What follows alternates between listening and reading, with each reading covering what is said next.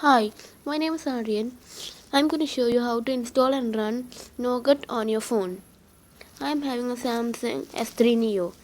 You can use it on any other phone. Look, go to Play Store, download this Nougat launcher. It's by Ismail Akulak. Okay, look.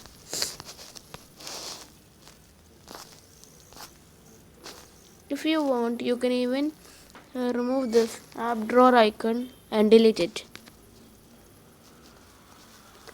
Look, I have it, and if you don't have, you can download it.